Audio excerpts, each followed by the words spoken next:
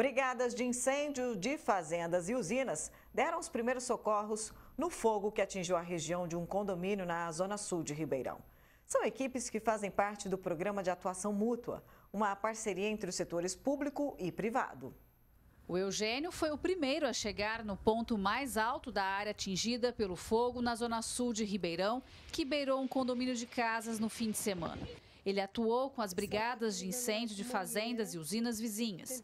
Se não fosse a ação deles até a chegada do Corpo de Bombeiros e outras equipes de segurança, a situação poderia ter sido pior. Uma vez que o vento foi aumentando e ele começou a ter múltiplas direções, o passo inicial foi entramos em contato com a segurança pública, e aí vai desde Guarda Municipal, Bombeiros, Polícia Militar Ambiental, inclusive a Polícia Militar Ambiental foi a primeira a chegar, seguido da Guarda Municipal, com a Patrulha Rural, e aí a gente começou um plano para tentar fazer uma contenção diante da mudança do cenário.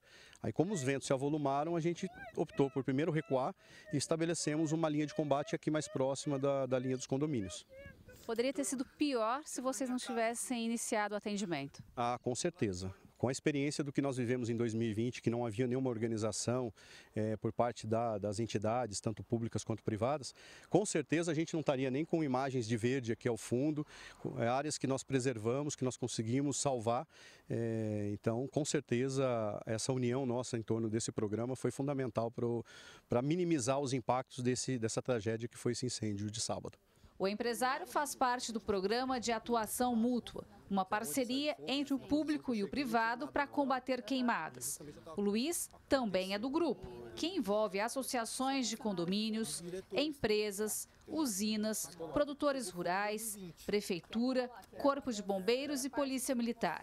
O diretor do Conselho de Segurança de Bonfim Paulista explica mais sobre a ação dessa união. Cerca de 15 condomínios têm as próprias brigadas de incêndio. A sociedade civil organizada, depois dos incêndios de 2020, se organizaram junto com o poder público para tentar formar justamente esses grupos. Os condomínios não estavam preparados para poder combater qualquer tipo de incêndio, no máximo para segurança de rua, com câmeras para a rua e etc. Quando a gente percebeu que a gente poderia usar o programa Vizinhança Solidária do Conselho de Segurança, que é ligado à Secretaria de Segurança Pública, para fazer o mesmo modelo voltado para a proteção ambiental e os incêndios, foi quando a gente conseguiu se organizar, criar um protocolo de intenções com várias frentes e convidar, na verdade, o poder público, tanto por São Paulo, pelo estado de São Paulo, quanto o município de Ribeirão Preto. Essa ação começou em 2019, depois de um incêndio de grandes proporções que atingiu essa região da zona sul de Ribeirão, cheia de condomínios. Uma área de floresta, no meio urbano, que foi toda queimada.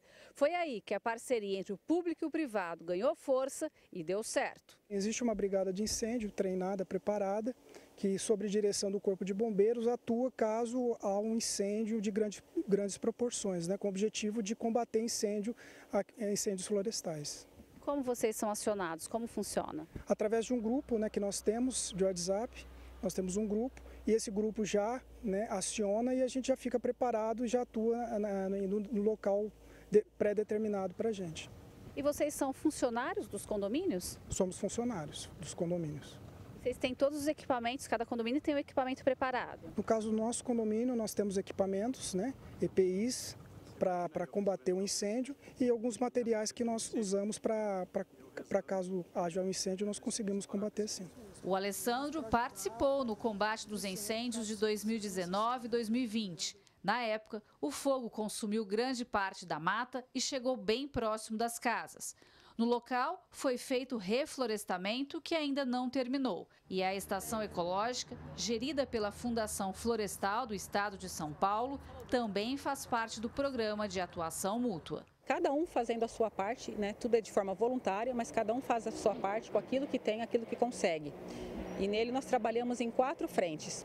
Então, trabalhamos com a questão de segurança, com a questão de prevenção e combate a incêndios, com a educação ambiental e também com ações de restauração de APPs e de áreas verdes. Isso em todo o entorno da estação ecológica, na sua zona de amortecimento, chegando no território até Bonfim Paulista. E tem dado certo, porque desde então a gente tem se aperfeiçoado, tem melhorado muito, a comunicação também é muito rápida, então os focos de incêndio eles continuam existindo, tem muitos, mas a diferença é que agora a gente está conseguindo fazer a detecção rápida e também a pronta resposta. Então a gente consegue combater o incêndio quando ele está no início, né? Não deixando ele tomar grandes proporções. O grupo todo está sempre em alerta. A estação ecológica tem vigilantes que rondam a região 24 horas, bombeiros civis equipados com kits de combate a queimadas e mais a vigilância móvel e a rede de monitoramento dos condomínios.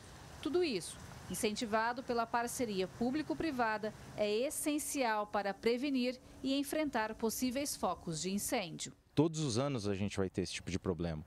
Então, assim, quanto mais visibilidade, mais o pessoal tiver engajado, mais souber participar, mais conseguir colocar a população de forma organizada, né, procurando talvez o Conselho de Segurança do seu bairro, procurando algum líder comunitário ou algum político, alguma coisa do tipo, para que auxilie eles a ter o treinamento correto com os bombeiros, né, porque não é qualquer um que pode chegar lá na frente do incêndio e combater, tem um treinamento específico, seja com uma bomba costal ou com abafador. Tem que ter um treinamento específico com os bombeiros. Esses incêndios de grandes proporções, eles podem ceifar vidas, né? Não só a vida animal, como a vida humana. Trazer grandes riscos, destrói o patrimônio, prejudica a saúde, mata os animais, acaba com as matas, com toda aquela ecologia, as interações que tem, né? Que a natureza demora muitos e muitos anos para recuperar, né? Sem contar também os prejuízos financeiros, né? Todos têm que ter a consciência, né? Uma consciência em termos de cidadania mesmo, né? Dos seus atos, pensando que a sua atitude pode prejudicar muitos outros depois, muitas outras pessoas e o meio ambiente, né? Gislene Lopes para o Jornal da Clube.